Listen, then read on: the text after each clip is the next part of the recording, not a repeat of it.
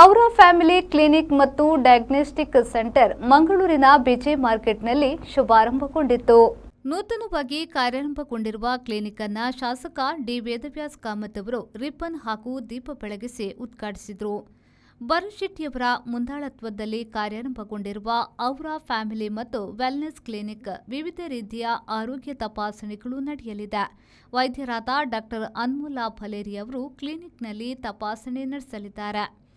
ಗೌರವ ಅತಿಥಿಗಳಾಗಿ ಶ್ರೀಗೌರಿ ಎಂಟರ್ಪ್ರೈಸಸ್ನ ರಾಜಕುಮಾರ್, ಎಜೆ ಆಸ್ಪತ್ರೆಯ ದಂತ ಶಸ್ತ್ರಚಿಕಿತ್ಸಕರಾದ doctor Shreyas G Shetty, doctor Swathika S Shetty, ಎಸಿಸಿಯು ಲ್ಯಾಬ್ಸ್ನ ಪ್ರೊಪ್ರೈಟರ್ ರಾಜೇಶ್ ಲೋಬೋ, ಬಿಲ್ಡರ್ ಮತ್ತು ಡೆವಲಪರ್ ಗಣೇಶ್ ಶೆಟ್ಟಿ, ಶುಚಿರುಚಿ ಫುಡ್ಸ್ ಮಾಲಕರಾದ ಕಾರ್ತಿಕ್ ಬಿ ಶೆಟ್ಟಿ, ಬಿಲ್ಡರ್ ಮತ್ತು ಡೆವಲಪರ್ನ ಅಶೋಕ್ ಸುವರ್ಣ, ಉದ್ಯಮಿ ರಾಬರ್ಟ್ ಸೇರಿದಂತೆ ಮೊದಲಾದವರು ಉಪಸ್ಥಿತರಿದ್ದರು.